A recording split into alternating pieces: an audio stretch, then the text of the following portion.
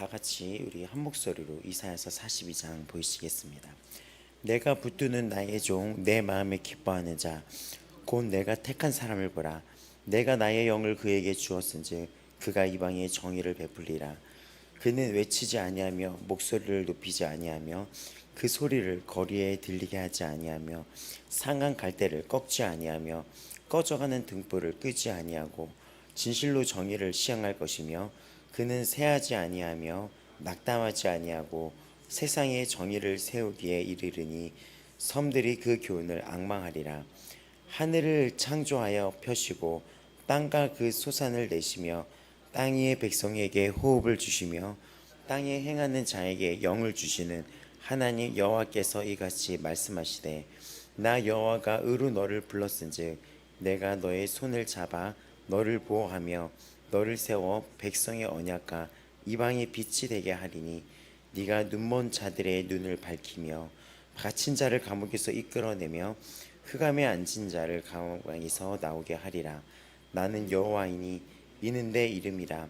나는 내 영광을 다른 자에게 내 찬송을 우상에게 주지 아니하리라. 보라, 전에 예언한 일이 이미 이루어졌느니라. 이제 내가 새 일을 알리노라. 그 일이 시작되기 전이라도 너희에게 이르노라.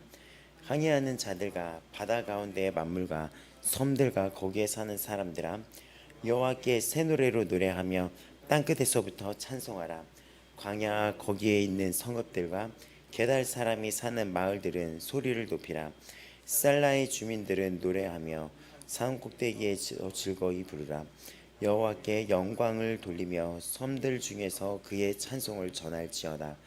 여호와께서 용사같이 나가시며 전사같이 분발하여 외쳐 크게 부르시되 그 대적을 크게 치시리로다. 내가 오랫동안 조용하며 잠잠하고 참았으나 내가 해산하는 여인같이 부르짖으리니 숨이 차서 쉼이 헐떡일 것이라. 내가 산들과 언덕들을 황폐하게 하며 그 모든 초목들을 마르게 하며 강들이 섬이 되게 하며 못들을 마르게 할 것이며 내가 맹인들을 그들이 알지 못하는 길로 이끌어내며 그들이 알지 못하는 지름길로 인도하며 암흑이 그 앞에서 광명이 되게 하며 구분대를 곱게 할 것이라. 내가 이 일을 행하며 그들을 버리지 아니하리니 조각한 우상을 의지하며 부어맞는 우상을 향하여 너희는 우리의 신이라 하는 자는 물리침을 받아 크게 수치를 당하리라. 너희 못 듣는 자들아 들으라. 너희 맹인들아 밝히보라. 맹인이 누구냐? 내 종이 아니냐? 누가 내가 보내는 내 사자같이 못 듣는 자겠느냐? 누가 내게 충성한 내 자같이 맹인이겠느냐?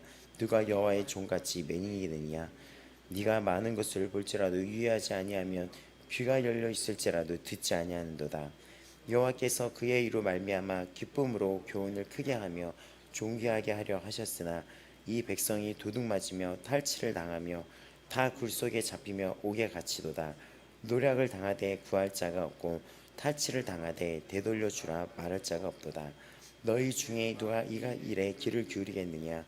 누가 뒤에 올 일을 삼가 듣겠느냐? 야곱이 탈취를 당하게 하신 자가 누구냐? 이스라엘을 약탈에 넘기신 자가 누구냐? 여호와가 아니시냐?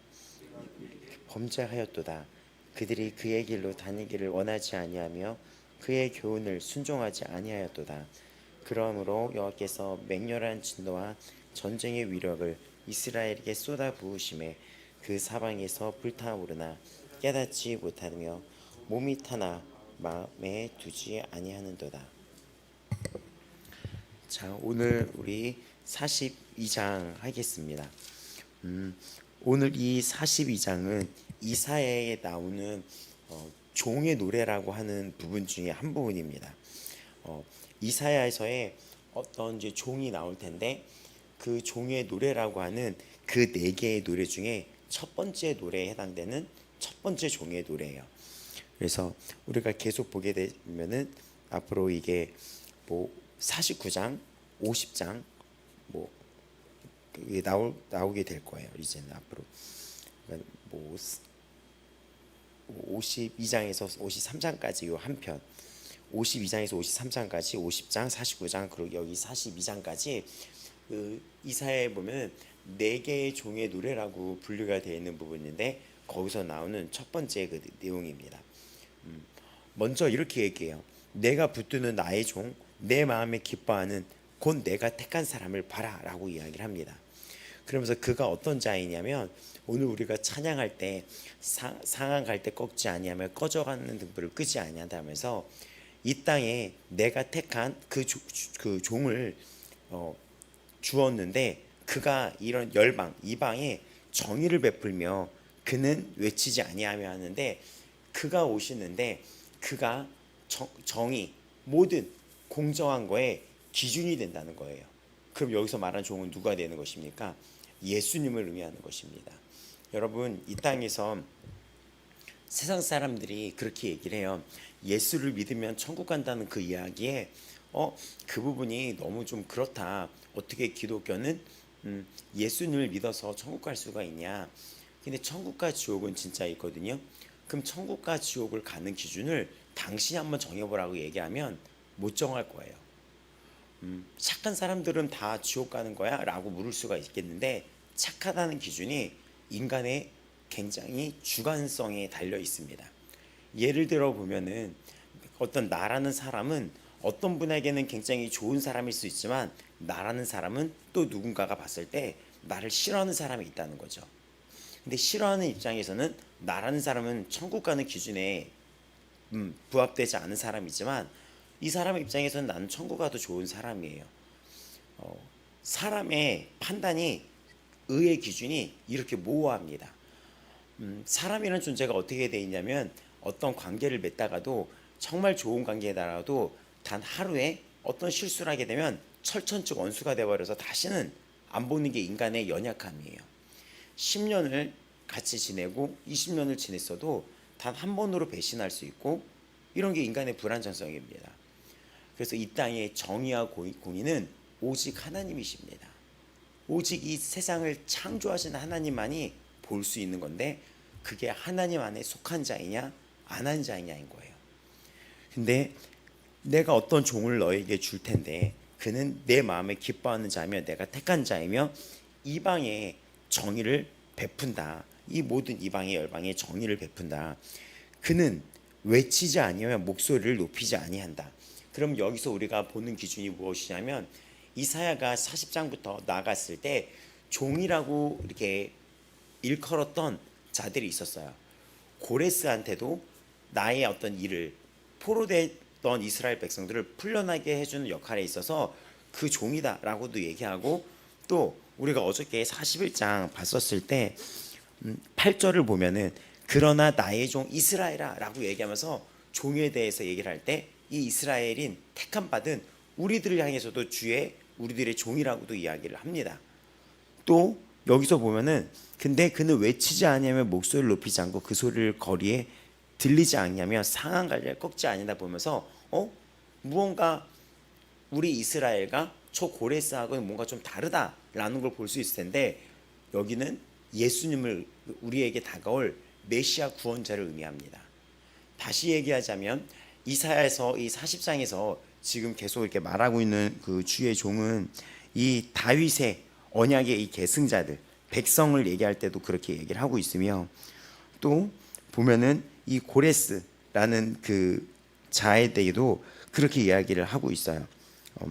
그래서 또 이제는 메시아에 대해서도 예수님에 대해서 종을 보내겠다고 얘기합니다. 그래서 이 부분을 종의 노래라고 얘기해요. 근데 이 42장에서 우리에게 보내주실 그 종은 어떤 분이냐라고 해서 그분의 특징에 대해서 얘기하고 있는데 그분은 외치지 아니하며 목소리를 높이지 아니한다는 것은 그 앞전에 있던 고레스 같은 그런 자처럼 전쟁을 일으키고 소리를 지르고 이런 폭군의 모습이 아니라는 거예요. 그는 평화의 왕으로 오신다는 겁니다. 그리고 그는 상한 갈대를 꺾지 아니한다는 것입니다. 이 부분에서 정말 이 부분도 묵상을 했을 때 우리에게 마음을 와닿는 게 뭐냐면 갈대가 상하면 어떻게 됩니까? 예를 들어서 제 교습소에 이런 조그만 이렇게 수경 식물이 있어요. 양수경 권사님이나 뭐 김수경 지사님을 얘기하는 게 아니라 수경 재배하는 그런 식물이 있어요. 그런 거 아시죠? 근데 그게 잎이 넓게 자라져 있었어요. 근데 권사님 오셔서 그 교수서를 정리해 준다고 하시면서 이걸 타다타다 이렇게 한 거예요. 그러니까 이거는 뭐냐면 어떤 갈대도 이렇게 상하거나 약함이 있으면 어떻게 되죠? 그거를 우리가 꺾어버리죠. 근데 여기는 그 주 어떤 종이 오실 텐데 그 종은 이 땅에서 소리를 지르거나 막 억압이나 폭군의 모습이 아니라 그는 그런 자가 아니다. 그리고 그의 특징은 상한 갈대를 꺾지 아니한다. 여기서 상한 갈대는 비유를 얘기한 건데 너무나 연약함이나 이런 어떤 갈대 같은 경우는 그냥 꺾어버리는데 갈대가 곧 우리라는 것입니다. 근데 그렇게 연약한 그런 것들을 이 세상의 기준에서는 약육 강식의 세상이라 그래서 그냥 무시하고 버려지고 짓밟히기가 뭐 이런 세상인데 예수님이라는 그 메시아가 오시는 주의 종은 그 연약한 자를 꺾어버리거나 차별하거나 버리지 않는다는 거예요. 그럼 결국 우리의 얘기인 거예요. 그래서 이 이야기의 완성은 복음서를 마태, 마가, 누가, 요한을 보면 예수님이 이 땅에 오셨을 때 하셨던 일을 통해서 알 수 있는데 예수님이 오셨는데 이 백성들이 기대했던 왕이 이 땅에 오셨는데 이 왕이 오셨던 이 예수님이 했던 것은 무엇이냐면 가난하고 신체적인 연약함이 있고 앞을 보지 않고 앞을 못 보고 또 마음에 슬픔이 있고 마음에 비밀이 있었고 질병이 있었고 이런 병든 자에게 의사가 쓸모 있듯이 그런 자에게 예수님이 오신 거예요. 그래서 지금 상한 갈대를 그는 꺾지 아니하며 꺼져가는 등불이 있는데 다 타들어가는 등불이라도 그거를 꺼버리고 그냥 밟아버리고 이런 게 아니라 정말 힘약하게 이게 꺼져가는 등불의 그 비유가 어떤 걸까요? 그래서 이사야가 문체적으로도 그 빼어나다는 이유가 비유법이라고 얘기를 하죠. 꺼져가는 등불 같은 자는 어떤 자일까요? 그 한숨에 그 숨을 붙잡고 살아가는 자는 어떤 자일까요? 그리고 정말 연약해서 이렇게 처지고 이렇게 그 갈대 숲에서 정말 처져서 이렇게 시들어버리고 있는 그 갈대는 어떤 존재일까요? 정말 다 타들어가는 그 심지에 붙어서 정말 숨을 하나하나 붙잡고 겨우겨우 타들어가는 그 등불은 어떤 등불일까요? 근데 그렇게 비유가 들어가는 거예요. 그 등불을 끄지 않을 것이다. 그 상한 갈대를 내가 무시하지 않을 것이다. 그러니까 이거는 결국 우리의 이야기인 거예요. 메시아를 앙망하고 이 이사야를 통하여 예수님을 기다리고 앙망하고 기다렸던 심령이 가난했던 그들에게 다가온 선포된 복음의 메시지입니다. 심령이 가난한 자는 복이 있다. 천국이 그들의 저희 것이라고 얘기를 했는데 정말 이런 세상에서 정말 갈급하고 갈증나고 마치 사마리아 여인이 그 대낮에 해가 뜨는 중천에 뜨는 그 정오에 그때는 중동 땅은 타들어갈 것 같아서 아무도 그때는 물을 길러 오지 않아요. 아침 일찍이나 저녁 무렵에 물을 기르러 오는데 그 여인이 그 물을 기르러 그곳에 왔다는 것은 사람들 앞에서 차별이 있었으며 사람들의 시선을 두려워했으며 그가 있는 그 주류의 사회에서 적응하기 힘들었으며 마음의 비밀이 있었으며 이는 슬픔이 있었던 자였다는 것입니다. 근데 예수님은 그 여인을 만나러 그 금지된 땅이었던 사마리아 땅으로 들어가서 그 여인을 기다립니다. 그리고 제자들이 무언가를 사려고 먹을 걸 구해보려고 갔을 때 그 여자를 1대1로 대면하여 만나게 됩니다. 그리고 그 여자에게 약속을 합니다. 영원히 목마르지 않은 내가 물을 너에게 줄 것이다. 나중에 그 여인의 눈이 밝아집니다. 그리고 듣게 되고 보게 되면서 당신이 메시아구나를 알게 돼요. 그러자 그 여인은 자기의 그 어떤 삶을 보여주었던 물 이런 덩이와 물덩이와 이런 것들을 그대로 예수님 앞에서 다 벗어 던져버리고 마을로 뛰어들어갑니다. 그래서 와봐라 와봐라 여기 저 메시아가 왔다 라고 얘기하면서 그 여인은 생명을 살리는 종으로 쓰임받게 됩니다. 오늘 이 앞절을 보면은 이 앞절에 나와서 쭉 펼쳐지는 이 내용들은 나의 종이라고 시작을 하면서 결국 우리가 그런 예수님이 우리에게 행하신 일을 기억하고 하나님이 나에게 원하는 것 택함 받은 자들에게 남겨진 백성이 나에게 원하는 것이 있는데 바로 예수님이 이 땅에서 펼쳐 보이시는 그 일을 우리가 이 열방의 빛이 되어 행하라는 메시지가 담겨 있습니다. 우리가 이런 존재인 거예요. 우리가 존재. 세상의 연약한 자를 살리며 버려진 자를 구원해내며 우리가 다음 세대를 사역을 하다 보면 진짜 이런 상한 갈대, 꺼져가는 등불 이런 어떤 자들을 볼 때가 있어요. 근데 그 자가 바로 나였다는 것을 여러분이 기억하셔야 됩니다. 그리고 그 사마리아 여인이 그 예수를 만났을 때 어떻게 하냐면 진짜 그 물덩이를 막 던지고 막 마을로 막 뛰어들어가가지고 여러분 와보세요, 와보세요, 여봐라 막 소리를 지릅니다. 그 전에는 그 여자는 그런 삶이 아니었어요. 그 여자는 사람들의 시선을 피하며 부끄러움에 감싸 있었으며 고개를 숙이고 다녔던 그 여인이 구원자이신 예수 그리스도를 만나서 과거의 부끄러움도 이젠 자기 삶에 더는 문제가 되지 않고 자기의 어떤 창피함도 그 예수를 만난 즉시 다 해결을 받았으며 이 여인은 그 모든 것을 내어 던지고 과거의 것을 내어 던지고 새 사람이 되어서 그 한 마을을 살리는 여자가 됩니다. 한 마을 공동체를. 그리고 그 여인에 의해서 많은 마을 사람들이 예수님 앞에 오게 됩니다. 전도를 하게 되는 거죠. 우리가 주일날 나눴던 복음의 삶을 사게 되는 것입니다. 그리고 그 많은 사람들이 예수님 앞에 와서 그 저주받는 땅이라고 알려졌던 그 사마리아 땅이 복음이 전해지면서 생명의 땅으로 변하게 됩니다. 예수님이 이 땅에 오셔서 한 일이 무엇인지 여러분은 기억하셔야 되고 우리라는 나라는 구원받은 자는 절대 그것을 잊으면 안 됩니다. 그리고 우리도 그 십자가의 길을 걸어가는 복된 성도로 살아가야지 됩니다. 오늘 그래서 이 메시지가 그가 진실로 정의를 행할 것이다. 정의를 시행할 것은 예수 그리스도의 복음, 하나님의 생명 복음. 이 땅에 정말 정의가 무엇입니까?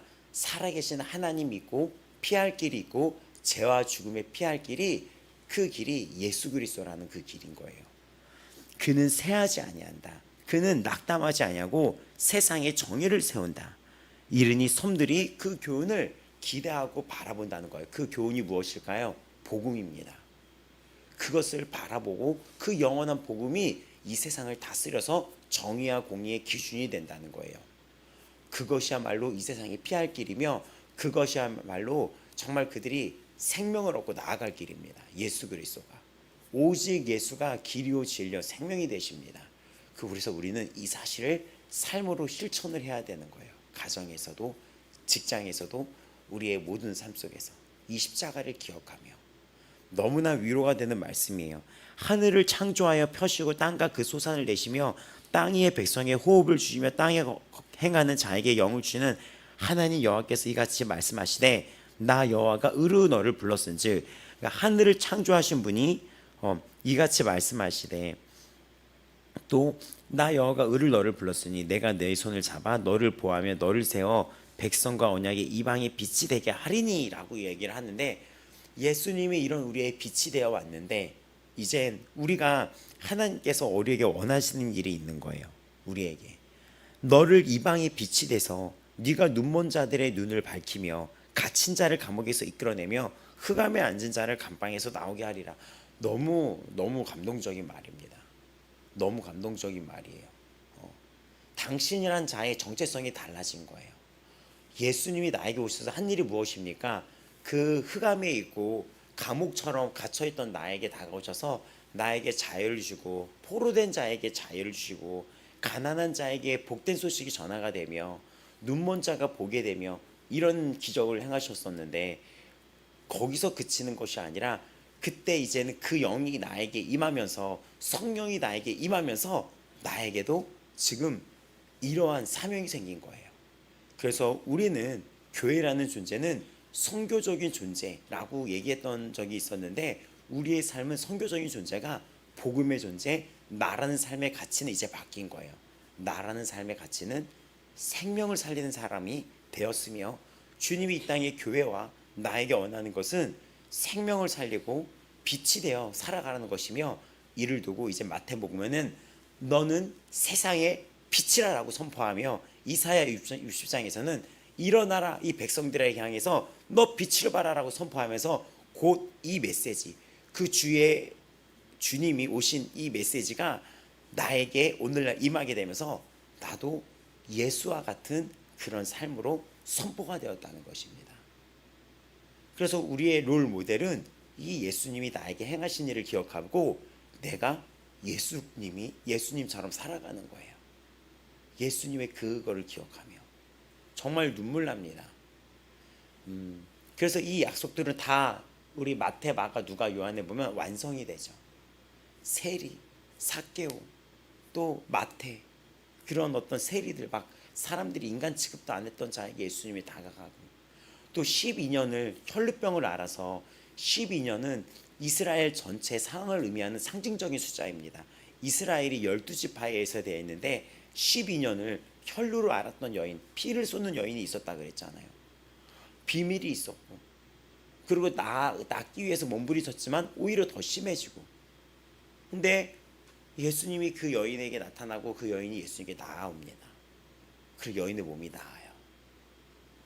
이런 병든 자들, 당시에 버림받았던 자들, 남편한테 버림받고 돈을 더 이상 생계 유지가 안 돼서 막 삶에서 그 여인들이 당시에 할 수 있는 일이 없어서 막 삶에 있어서 몸을 생계 수단으로 내어 맡기게 됐던 당시의 그 여인들, 또 당시 로마의 압제에 있어서 택해서 세리라는 직업을 택했는데 그걸로 평생의 이스라엘 원수가 됐던 그들, 이런 자들, 신체적인 어떤 질병과 장애로 사람들한테 저주받았다고 말했던 그들, 거기서 예수님이 저주가 아니라 해방을 선포합니다. 해방을 선포하는 거예요. 그래서 오늘 이 말씀이 나 여호와가 의로 너를 불렀은즉 내가 너의 손을 잡아 너를 보호하며 너를 세워 백성의 언약과 이방의 빛이 되게 한다.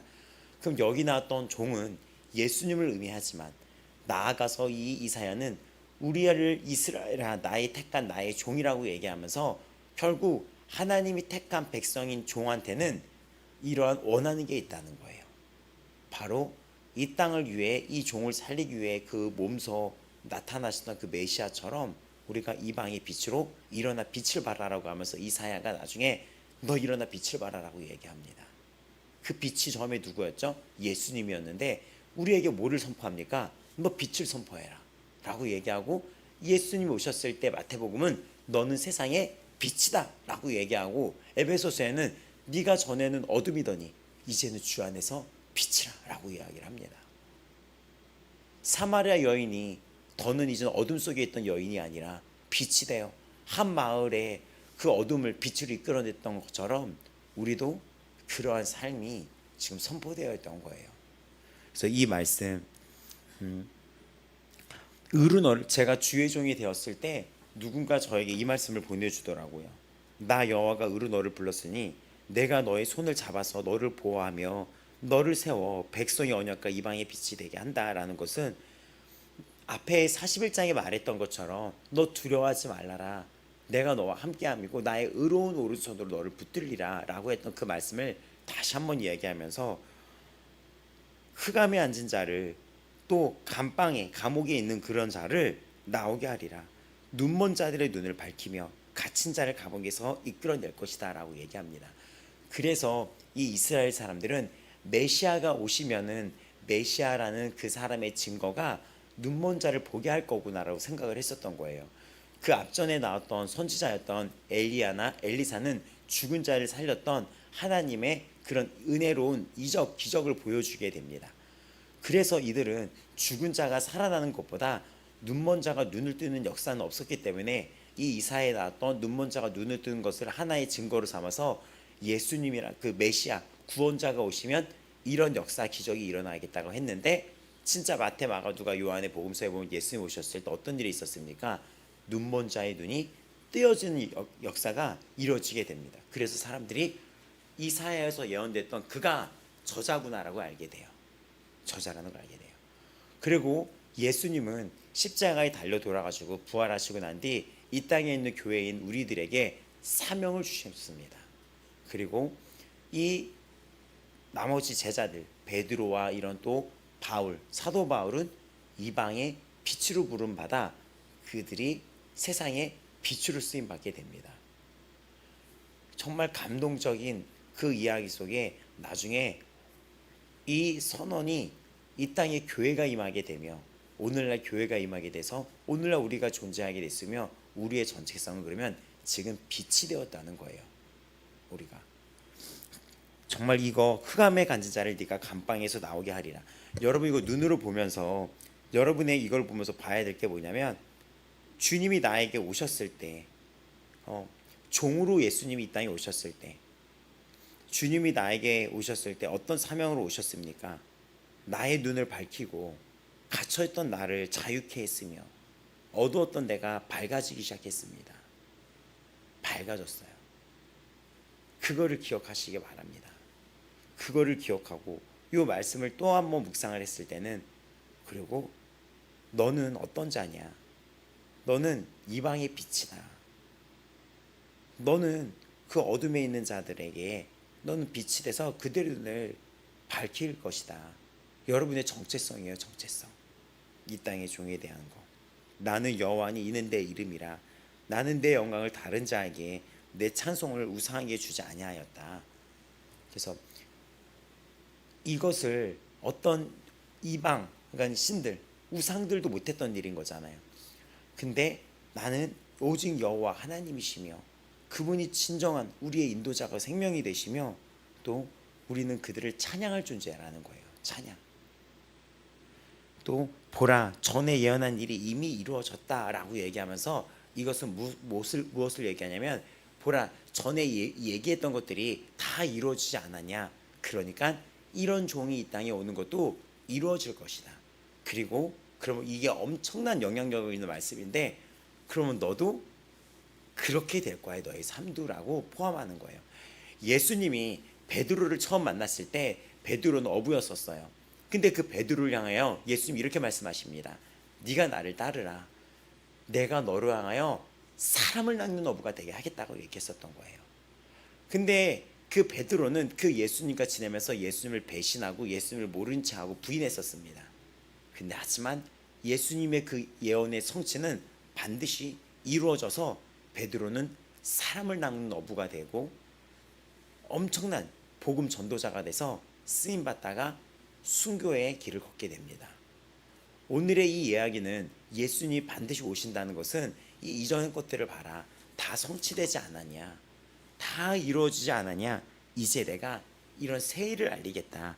그 일이 시작이 되기 전에 너에게 미리 말려준다 라고 지금 얘기하고 실제로 그 예수님은 오셔서 그 눈먼 자를 밝혀줬으며 감옥에 갇힌 나를 꺼내줬습니다. 그 사마리아 여인이 나였으며 혈병 걸린 여인이 나였다는 거예요. 그 장애를 갖고 있던 자가 나였고 차별을 받던 자가 나였다는 거예요. 슬펐던 자가 나였다는 거예요. 근데 나에게 손을 내밀어 주시고 나의 눈을 밝히시고 나를 불쌍히 여기시고 나를 의롭게 하셨습니다. 이 사실 앞에 여러분 정말 오늘 마주하고 있는 거예요. 그리고 주님은 이렇게 얘기합니다. 너는 빛이다. 너는 빛이다. 라고 얘기하는 거예요. 너는 빛이다. 그리고 내가 너와 함께 한다. 그게 이 모든 것들이 복음서에서 완성이 돼요. 볼지어다 내가 세상 끝날까지 너랑 항상 함께 하느니라. 그리고 여기서도 구약에서도 내가 너를 버리지도 떠나지도 아니하리라. 내가 널 이방의 빛으로 삼을 것이다. 너는 빛이다. 지금 이 모든 말씀이 오늘날 나에게 온 겁니다. 그럼 우리가 어떻게 됩니까? 할렐루야 하나님 감사합니다. 하나님 감사합니다. 이 41장에는 우리가 내가 되게 버러지같이 알았고 너 버러지 같은 야곱아 라고 얘기했을 것처럼 아 진짜 내가 버러지 같고 정말 벌레보다도 못하고 벌레 같은 존재였는데 이 41장에서 너 버러지 같은 야곱아 너 두려워하지 말라. 우리 14절에 보면 내가 너를 도울 것이다 라고 얘기했는데 41장 우리 14절에 보면 이 42장에 와서 이 너를 돕기 위해서 예수님이 오셨고 그 눈을 밝혀주셨고 그리고 그는 막 무력이 아니라 그는 막 소리치지 아니하며 평화의 왕으로 오시고 잠잠하며 그가 나에게로 온 거죠. 그 부분이. 그래서 이 부분에서 이 모든 것들이 완성이 됐는데 주님은 또 하나의 약속을 주면서 이 이사야도 그렇고 성경도 그렇고 그 주님은 다시 오신다는 또 하나의 약속을 우리에게 주셨습니다.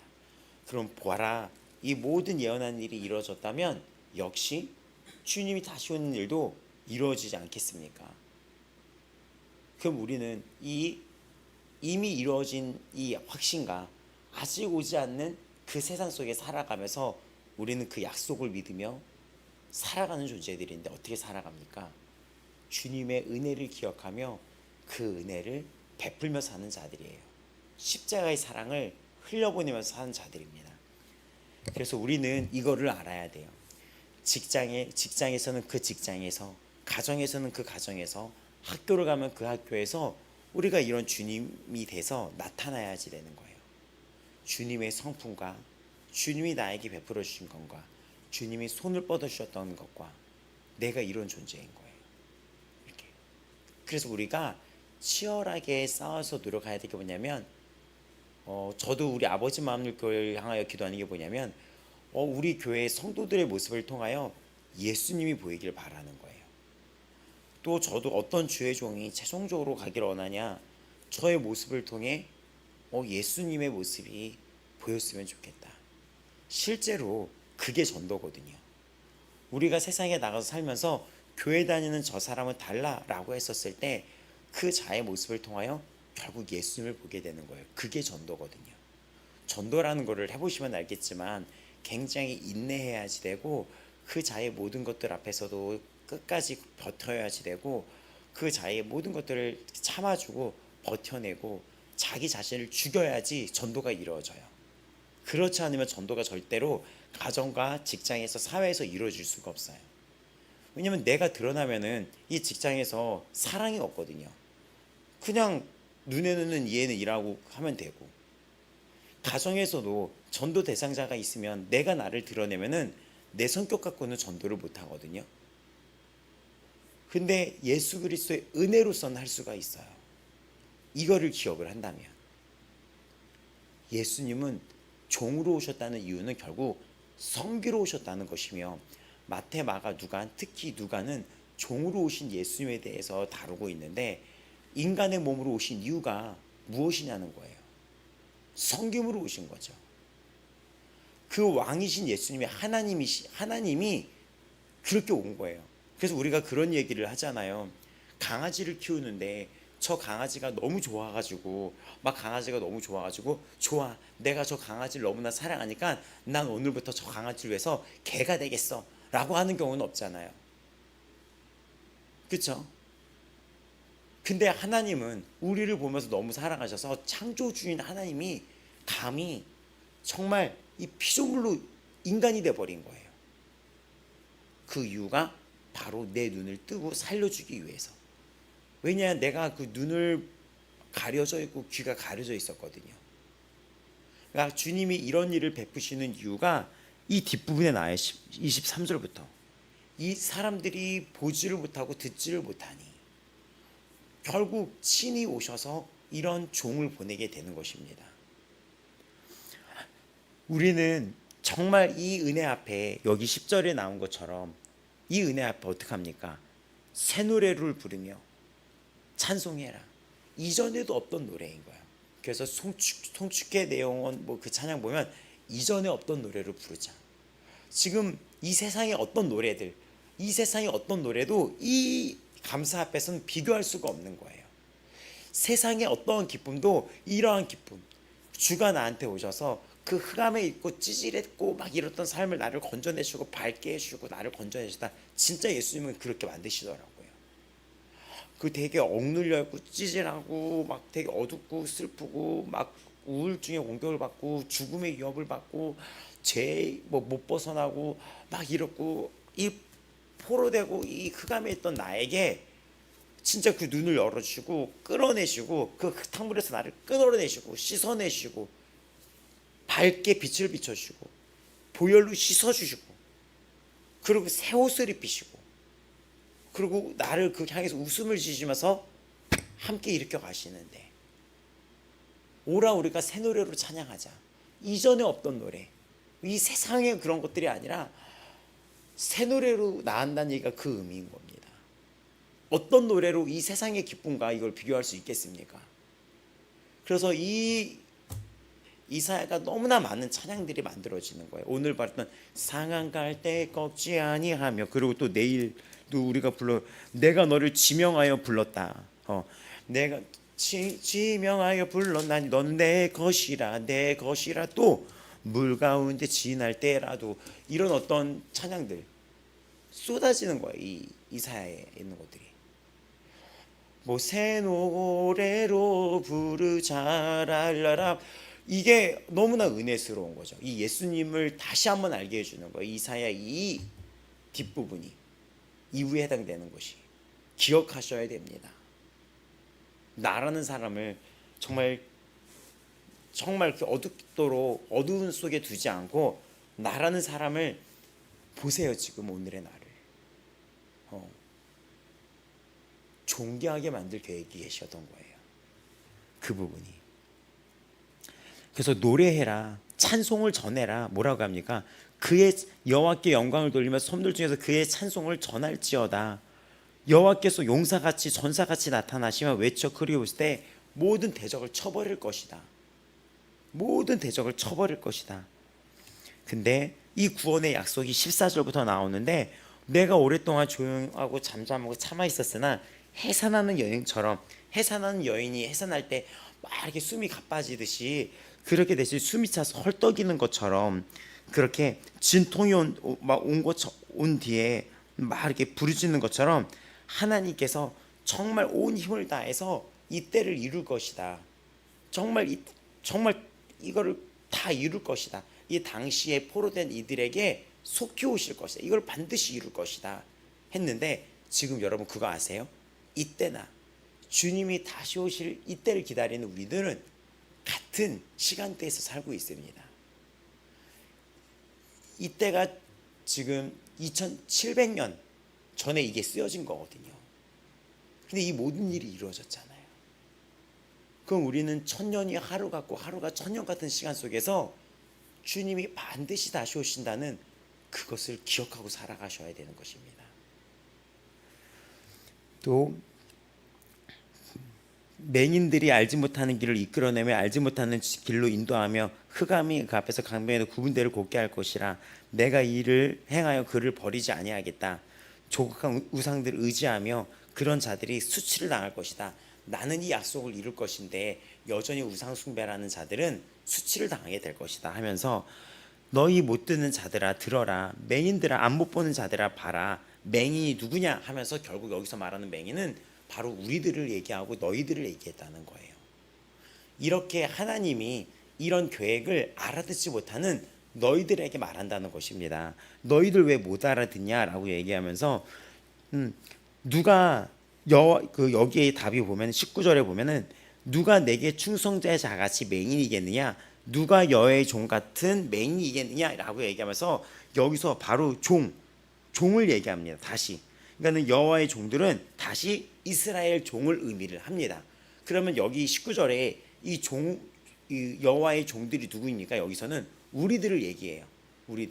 우리들을 얘기합니다. 19절에 보면은, 나에게 충성된 맹인 같으냐, 누가 여호와의 종이 너희들을 맹인처럼 살려고 했느냐, 누가 왜 여호와의 종이 너희들이 맹인같이 살려고 했냐, 맹인같이 구냐.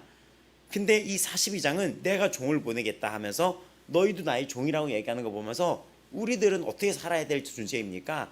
우상 숭배하고 세상의 눈과 귀가 가려져서 살아가는 존재가 아니라, 이 앞에 이방이 빛이 되어 여호와의 길을 예비함이고 살아야 되는데, 우리는 어떻게 살아야? 예수님은 다시 오실 텐데, 그럼 이 마지막 땅에, 이 마지막 시기에 예수님이 오셨다는 이 약속의 성취는 이미 이루어졌는데, 다시 오신다는 약속은 아직 이루어지지 않았어요. 그럼 이때도 그 예수님을 기다렸는데, 우리도 지금 이 백성인 거예요. 예수님을 기다려야 되는데, 우리가 우상 숭배에 빠져서 사는 게 아니라, 저 세상 것에 탐닉하는 게 아니라, 막 우리가 누군가랑 막 아웅다웅 막 하면서 싸우고 살아가고 못되게 살아가는 것이 아니라, 우리의 모든 성품과 모든 행동과 우리의 존재 자체가 빛이라는 걸 깨달으며, 빛으로 생명을 살리는 존재로 우리가 이때를 살아가라는 것이고, 그것이 오늘날의 교회인 거예요. 그것이 오늘날의 여러분인 것이죠. 근데 너희가 나의 종 아니냐, 너희가 나의 종인데 왜 눈이 가려져 있냐 라고 이야기를 하면서, 네가 많은 것을 볼지라도 유의하지 아니하고 귀가 열릴지라도 듣지 아니한다. 21절, 의로 말미암아 기쁨으로 이런 의, 이런 앞전에 얘기했던 이런 모든 것들로 기쁨으로 너희들을 교훈하고, 여기에 답이 납니다. 21절, 존귀하게 하려고 한다는 거예요. 우리를. 정말 감동 아닙니까? 예수님이 나에게 오신 목적이 정말 깊게 들어가다 보면은 나를 살리시고 나에게 구원을 주시고, 그리고 나를 빛으로 만드시고, 그리고 나를 빛으로 이 세상에 쓰임받게 만들어서 나의 가치를 아주 고결하고 생명을 살리는 자가 되게 만든 거라는 거죠. 얼마나 그 삶이 고결하고 얼마나 가치가 있습니까? 생명을 살리는 존재가 이 땅에 생명을 살리는 존재로 부름을 받았다는 거예요. 고결하고 아주 하나님 앞에 순결하고 고결하고, 하나님 앞에 거룩하고 의롭고, 그런 자를 존귀하다고 얘기하는데, 기쁨으로 교훈하며 존귀하게 하려고 했다는 거예요. 존귀하게. 그럼 이거는 지금 무엇입니까? 아직도 듣지 못하는 백성들에게 돌아오라고 하는 거죠. 내가 너에게 하는 거는 이런 존귀함을 주는 거야. 그러니까는 죄를 제거하고 죄와 싸우고 너에게 이렇게 하는 거는 존귀하게 하려는 거야. 그러니까 이거를 우리가 깨닫고, 정말 제대로 구원받은 자들은 죄하고 싸우지, 죄를 다 인정하고 그 죄를 끌어안고 교회를 들이박지는 않죠. 내 존재가 어떤 존재인데, 나는 죄를 짓게 만든 존재가 아니라 이 죄와 싸우면서 존귀함을 입고, 예수님이 이것 때문에 십자가를 흘려서 돌아가셨는데. 그래서 어저께 제가 그런 고백을 했어요. 이제는 밤마다 제가 이제 묵상을 하고 기도를 하고 요거를 하고 있는데, 여러분도 하고 계시나요? 밤마다 순종해 보시기 바랍니다.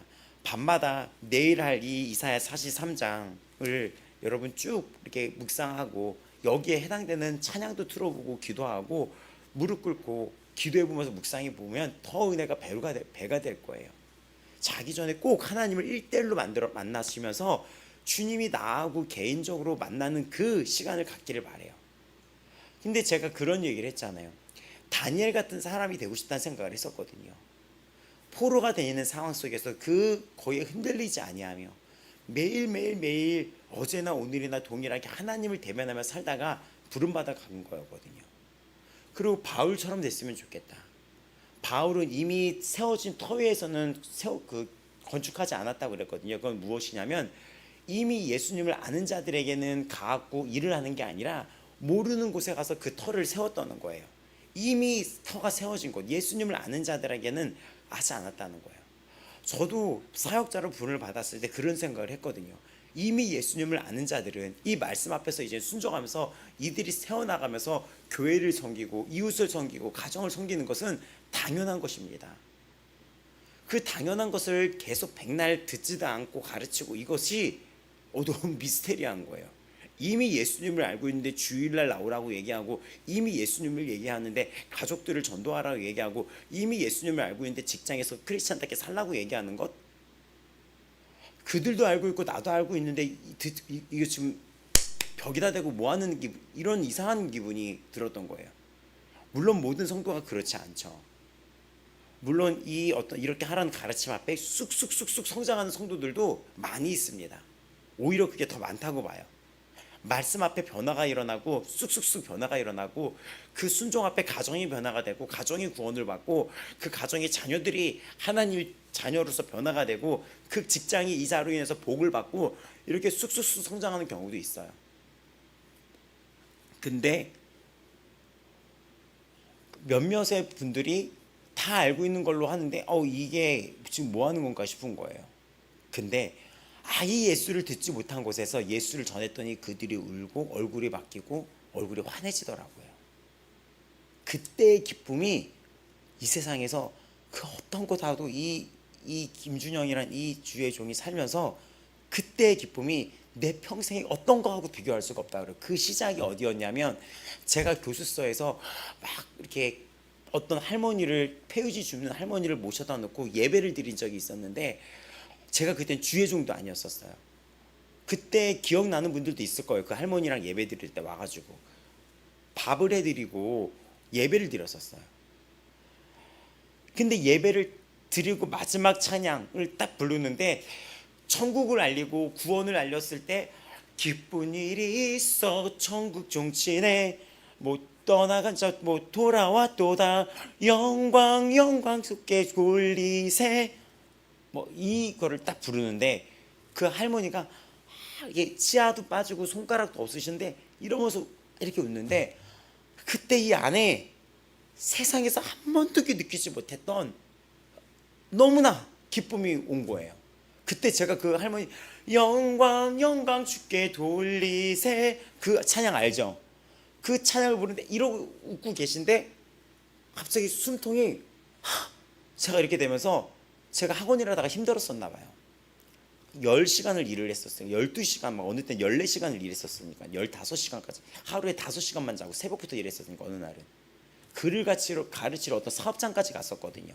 아침 거기 8시 반에 오픈하는데 7시 와서 글 가르쳐 달라고 해서 근데 거기로 가가지고 딱 너무 고대했는데 그 저녁에 그 예배를 드리는데 그 할머니가 딱 웃는데 갑자기 제가 숨이 이렇게 딱 되면서 내가 숨이 쉬어지네.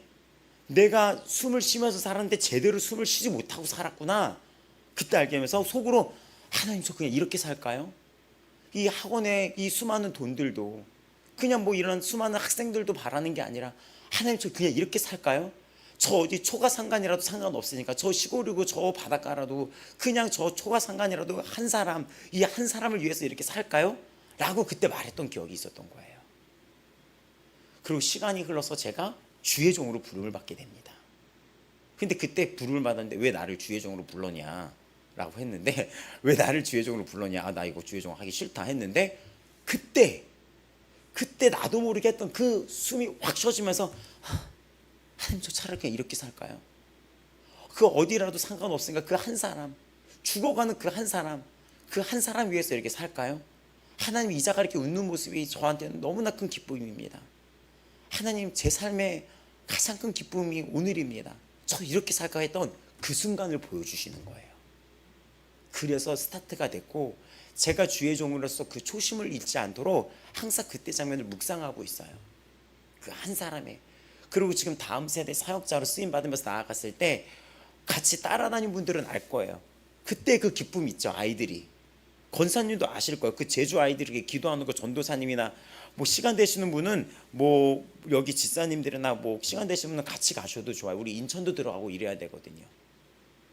근데 그 아이들이 부모한테 버림받고 자해를 하고 자살을 하려고 하고 이 아이들이 15, 14살 애들이 상처 투성이로 칼자국이 나 있고 자살하려고 하는 아이들이 부모가 얘를 버리고 그 아이들이 예수 복음 앞에서 막 행복해하며 막 아픔에 안기는데 저 교회 다닐 거라고 얘기하는데 그 기쁨이 어떤 기쁨인지 아십니까? 근데 그 기쁨이 그들의 기쁨이 끝이 나는 게 아니라 그 복음을 전했던 나를 하나님이 존귀한 자로 부르시는 거예요. 너 존귀하다. 가장 최고의 가치가 무엇일까요? 바로 예수님이 나에게 왔던 이 눈을 뜨게 하고 감옥에 갇힌 자를 나오게 했던 그 역할을 주님이 마태복음에 볼지어다 너는 가라 저 가라 제자 삼어라 성부와 성자 성령 이름으로 너 세례를 줘라 볼지어다 내가 세상 끝날까지 너와 항상 함께 있겠다 라고 그렇게 메시지를 전해주셨어요. 그러면 이게 우리가 하는 것이고 가장 가치 있는 일이 예수님이 가장 이 땅의 교회들에게 원하고 부탁했던 것이 무엇입니까? 예수님이 나에게 했던 그 은혜를 기억하면서 그 은혜를 베푸는 생명을 살리는 일로 나아가는 것이 가장 고결하고 고귀하고 존귀한 일이 아니겠습니까? 근데 지금 내가 너를 존귀하게 하려고 했다라고 말씀하시는데 여기서 울컥거리는 거예요. 이 모든 백성이 도둑 맞으며 탈취를 당하며 이들이 심판을 받은 거예요. 하나님이 이 열방의 백성을 그 출애굽해서 불렀던 목적은 제사장의 나라가 될 것이다. 그건 예배 세우는 나라라는 것이거든요. 네가 가는 곳마다 예배가 있을 것이다. 네가 가는 곳마다 주님을 찬양할 것이다.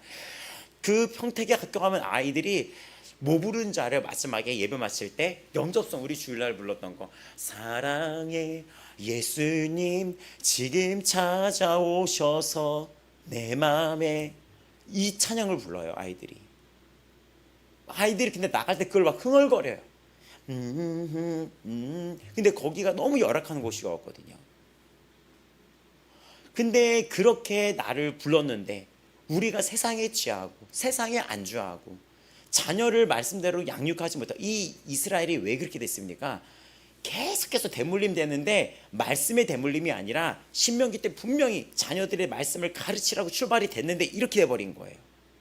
분명히 자녀들에게 이 말씀을 여기 손목에도 감고 머리에도 씌우고 집에 문설주에도 해가지고 이 말씀이 계속해서 다음 세대에게 되풀이된 말씀, 이 신신나무 잘 때도 말씀 가르쳐라, 이거 나오잖아요. 잘 때도 누워있을 때나 깰 때나 앉았을 때나 설 때나 말씀인데, 그렇게 행하지 못하고 사사시대 때부터 보면 엉망진창이 되더니 여기까지 이루어서 이렇게 된 건데 하나님이 얼마나 속상하셨겠어요, 이걸 보면서.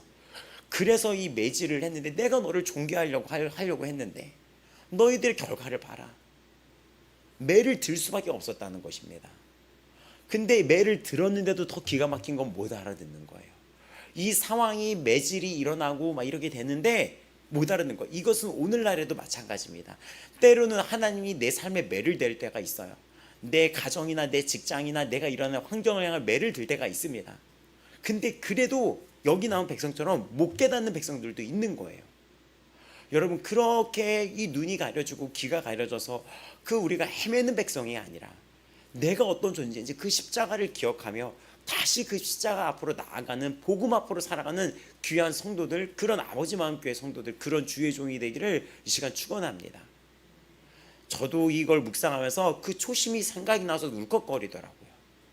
제가 여기 임상수 목사님과 수년 동안 이렇게 있으면서 어째 임상수 목사님이 묻더라고요. 자신이 그렇게 힘들었을 때 그 옆에서 있었을 때 기분이 어땠냐고. 뭘 어때, 싫었지, 짜증났지, 막 이렇게 얘기를 했는데 그렇지 않았거든요. 저분의 얼굴이 변화되고, 저분이 삶이 안정화가 되고, 저분이 주의 종이 되는 과정을 옆에서 봤을 때 싫겠습니까? 그 전에가 힘들었겠습니까? 안 힘들죠. 성선아 일사님이, 김덕일 성도님이 오늘 이 자리에 앉아 있는데 저의 전의 삶이 힘들었겠습니까? 물론 힘들었던 순간이 있겠지만 기쁨이 더 크죠. 여기 앉아서 같이 기도한다는 거, 이거는 기적이에요, 기적. 여기 앉아서 방언으로 기도하고 1시간씩 기도하고 간다는 건 기적이고, 제가 여기 없더라도 버스 타고 여기까지 나온다는 건 기적인 거예요. 김덕일 성도님이 이젠 안 그러겠지만은 그 과거에 막 이런 어떤 성격이 있었는데 그런 분이 여기 나와서 웃으시면서 청소를 해. 기적인 거예요, 기적. 교회 안 가냐라고 물어봐 주시고, 제가 아침에 새벽에 못 일어나면 문 두드려 주시고, 이제는 깨워 주시고, 전화로 알려 주시고, 알람 올려 주시고, 새벽 5시 20분에. 기적이죠. 어떤 게 클까요? 기쁨이 큰 거죠. 기쁨이 큰 거죠. 정말 우리 아버지 마음교회가 정말 존귀하게 쓰임받고, 정말 고결하고, 정말 주 앞에 정말 고결하고, 정말 고귀하고, 이러한 백성들이 돼서 주가 오실 때 정말 서머나 교회와 정말 그 빌라델 교회가 그 당시에는 가난하다고 했지만 주님이 보시기에는 가장 부자 교회다라고 칭했던 것처럼, 정말 우리 교회가 규모는 이렇게 아직 이제 개척으로 시작하고 3년에서 들어가고 시작이 됐지만, 우리 교회가 주가 보시기에는 너무나 큰 교회고 너무나 아름다운 교회로 쓰임받기를 바랍니다. 자, 이 시간 기도하겠습니다. 이거 이사야 하면서 저도 많이 울컥거려서 말씀이 길어졌는데, 기억하겠습니다. 그 예수님의 그 나에게 다가오신 그 은혜를, 그 십자가의 은혜를 기억하시기 바랍니다. 주가 나에게 다가오신 그 은혜를 여러분 기억하며 나아가시기 바랍니다. 또 주님이 나에게 원하시는 것이 있습니다. 나에게 지금 말씀하십니다. 내가 너를 이방의 빛으로 삼았다. 내가 너를 열방의 빛으로 삼았다. 하나님, 내가 이 땅에서 가장 존귀하고 보배로운 일을 하다가 주님 오실 때 주님께 칭찬받는 자가 되게 하여 주시옵소서. 다 같이 주여 외치며 기도하겠습니다. 주여,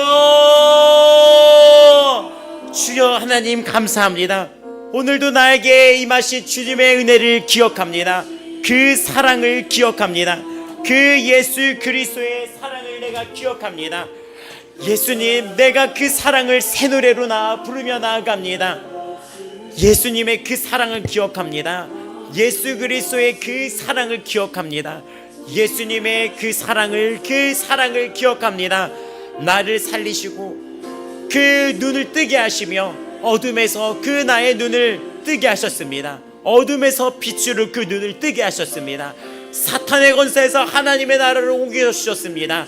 그리고 나에게 이 땅에서 제일 존귀 있고 존귀하며 가치 있는 일을 하도록 이끄셨습니다. 이 땅에서 가장 가치 있는 생명의 통로로 삼아주셨습니다. 복음의 통로로 삼아주셨습니다. 주님, 제가 온전히 주 앞에 저의 성품과 입술과 모든 언행이 주 앞에 이 단련받아 정금같이 주 앞에 쓰임받기로 나나이다.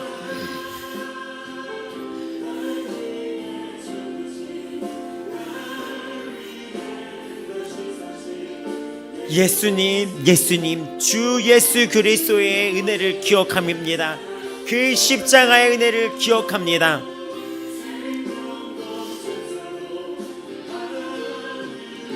나를 통해 가정을 살리며, 나를 통해 나의 자녀들이 서나가며, 나를 통해 하나님의 나라가 임하며, 나를 통해 저 어둠에 있는 백성에게 빛이 선포되는 그러한 기적의 역사가 이 삶에 퍼져나가기를 주님 간구합니다.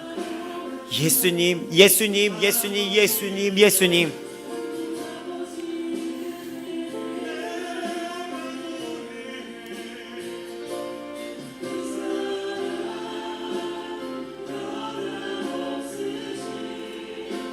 그 십자가의 은혜를 기억하며 나아갑니다.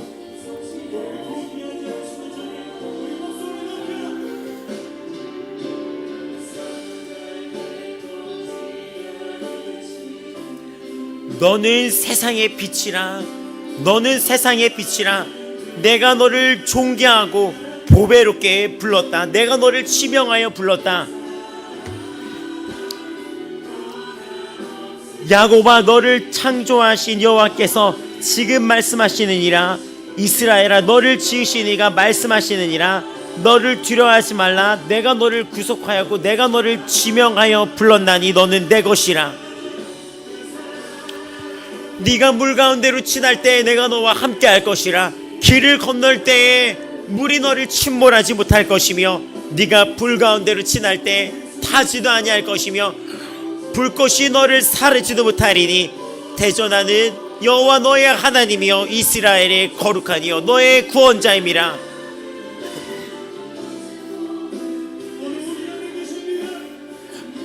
그 십자가의 은혜를 기억합니다. 그 십자가의 은혜를 기억합니다.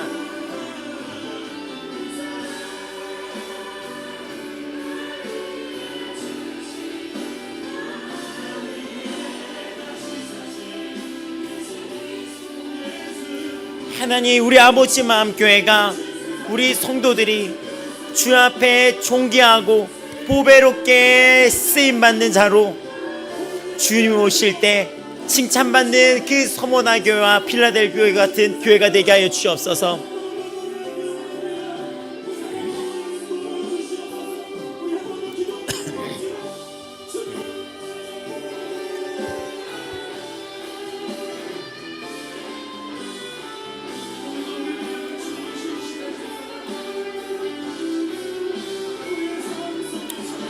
사람을 낚는 업으로 부르셨습니다. 사람을 낚는 업으로 부르셨습니다. 여기 있는 모든 이들을 사람을 낚는 업으로 부르셨습니다. 빛으로 부르셨습니다.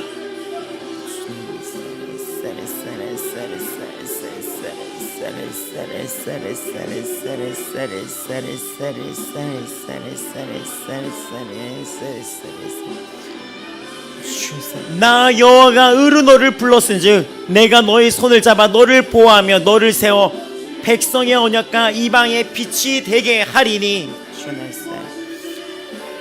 종으로 오셨던 예수 그리스도의 그 삶처럼 오늘 우리는 주의 종으로 불림을 받으며 바울은 스스로 나를 예수 그리스도의 종된 바울이라고 선포했습니다. 그리고 바울은 이 이사야의 말씀을 가지고 주께서 이같이 우리에게 명하시되 내가 너를 이방의 빛으로 삼아 너로 땅끝까지 구원하게 하리라 하셨느니라. 이 말씀으로 이방인들에게 복음을 전파하게 하셨습니다.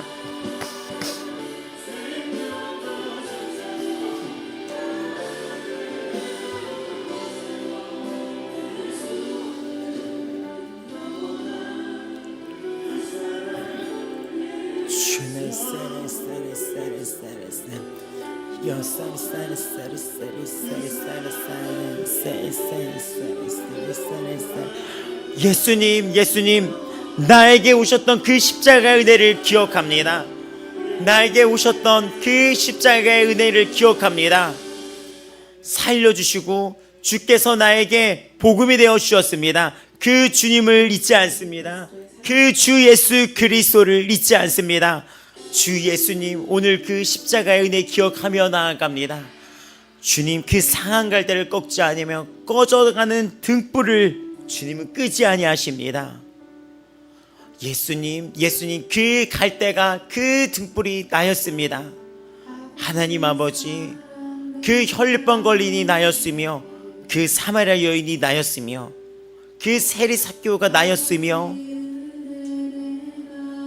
하나님, 또 모든 것에 있어서 비밀이 있고 버림받은 자가 나였으니 주께서 나에게 이방의 빛으로 찾아오셨습니다. 예수님 그 눈먼 자가 나였습니다.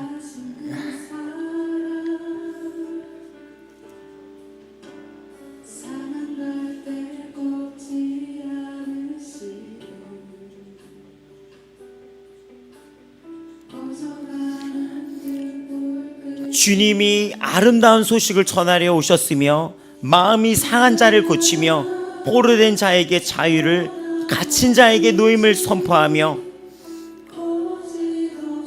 여호와의 은혜의 해와 우리 하나님의 보복의 날을 선포하며 모든 슬픈 자를 위로하되 시온에서 슬퍼하는 자에게 화관을 주어 그 죄를 대신하며 기쁨의 기름으로 그 슬픔을 대신하며 찬송의 옷으로 그 근심을 대신하시고 그들이 의의 나무 곧 여호와께서 심으신 그 영광을 나타낼 자라 일컬음을 받게 하려 하심이라. 영광을 나타낼 자라 일컬음을 받게 하려 하심이라. 영광을 나타낼 자들입니다.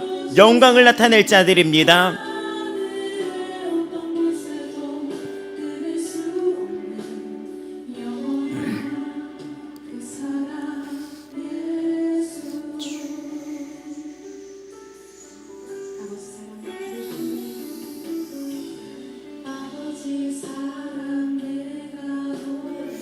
할렐루야 할렐루야. 오늘도 주 예수 그리스도를 새 노래로 나아갑니다. 주님을 찬양합니다. 주의 이름을 높입니다. 나를 살려주신 주 예수님을 바라봅니다. 오늘 그 십자가 앞으로 우리가 나아갑니다. 십자가 앞에 무릎을 꿇습니다. 나를 살려주셨습니다. 나를 영원한 그 구원의 생명 영생으로 나아가게 하셨습니다. 천국을 주셨습니다. 지혜를 주셨습니다. 그 삶을 다르게 살게 하셨습니다. 새 옷을 입히셨습니다. 생명을 살리는 자로 부름받았습니다.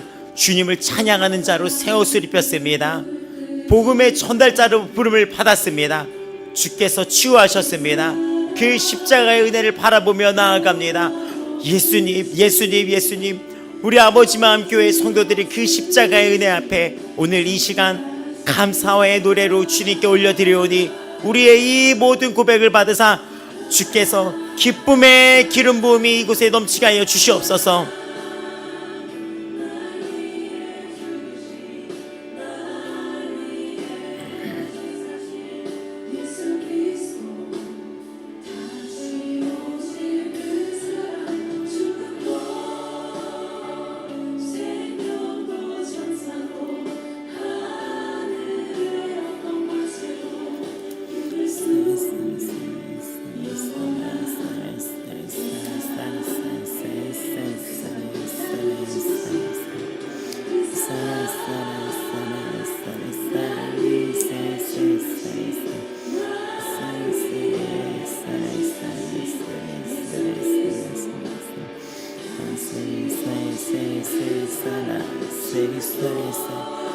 우리 다 같이 이 시간 십자가의 구원에 그 은혜 앞에 감사로 나아갑니다. 나와 같은 죄인을 살리신, 나 같은 죄인 살리신 주님의 은혜로 나아갑니다.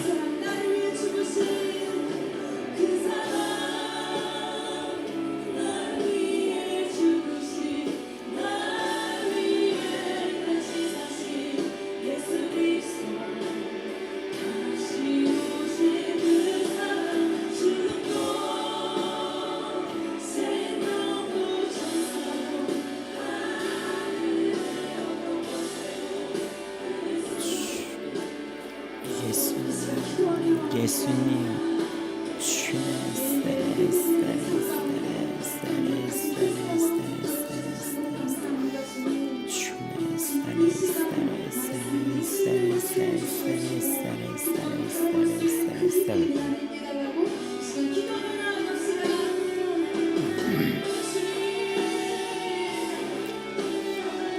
예수님, 우리 아버지 마음교회 성도들이 날마다 그 십자가의 은혜를 기억하며 그 예수 그리스도의 십자가의 은혜에 비친 자로서 그 주님을 닮아가는 성도들이 되게 하여 주옵시고, 그러한 주의 종이여 나오니 주께서 날마다 십자가의 은혜를 이 예배 시간마다 흘려보내 주시옵소서.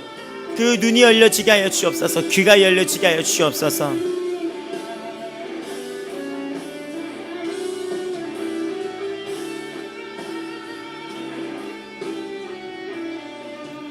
하나님 아버지, 하나님 아버지, 하나님 아버지, 하나님 아버지, 그 십자가의 은혜를 우리가 기억하며 십자가의 은혜를 전해보내는 그런 성도들 되게 하여 주옵시고, 우리의 모습 속에서 주 예수님 그리스도의 모습이 보이는 우리 성도들 되게 하여 주옵소서.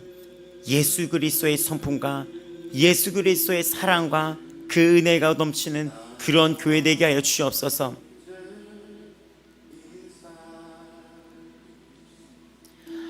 오늘도 그 십자가의 은혜를 기억합니다.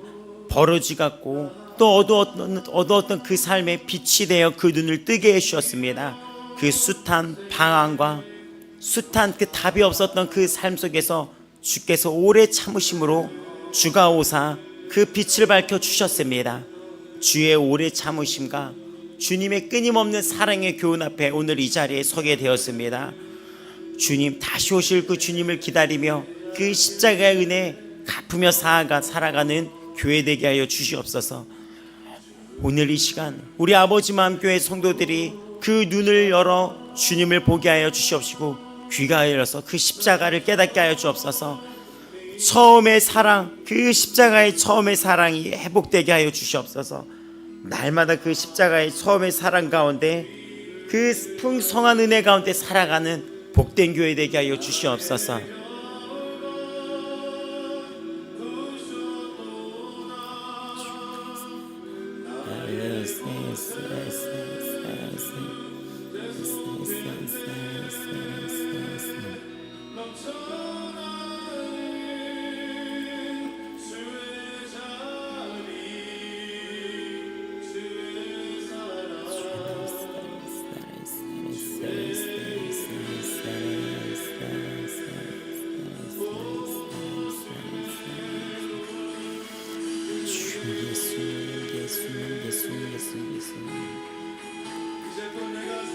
하나님 아버지,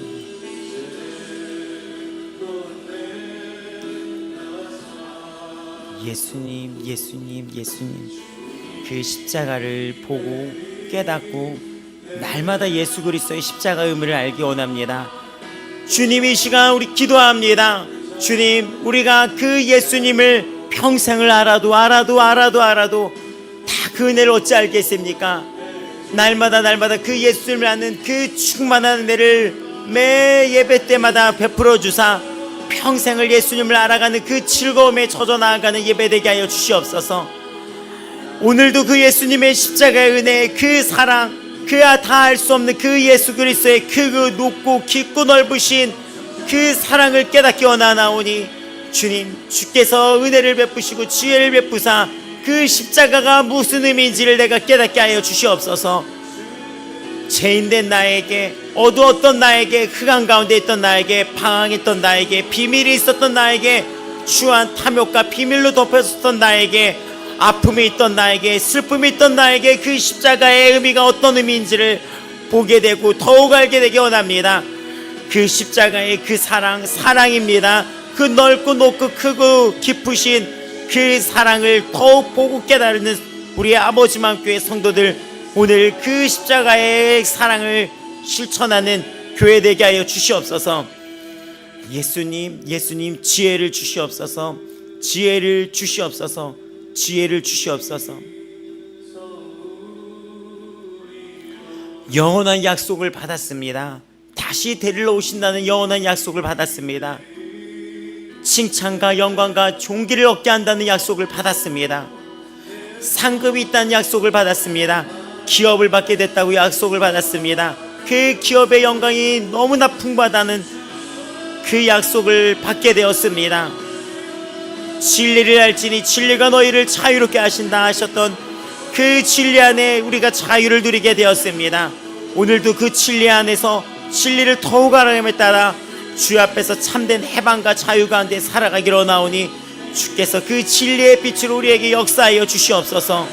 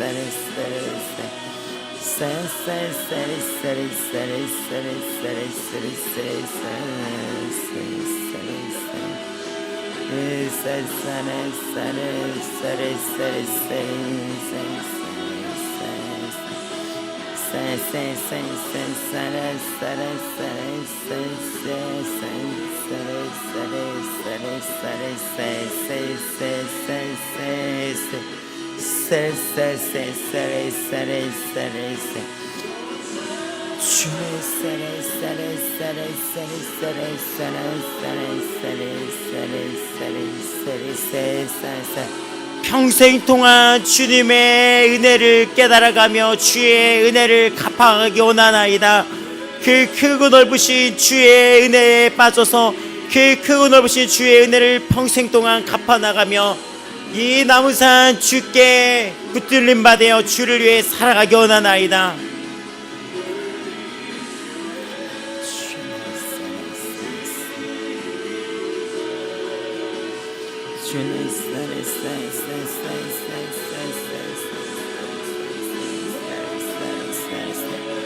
그저 감사, 그저 감사, 그저 감사입니다. 그저 감사입니다.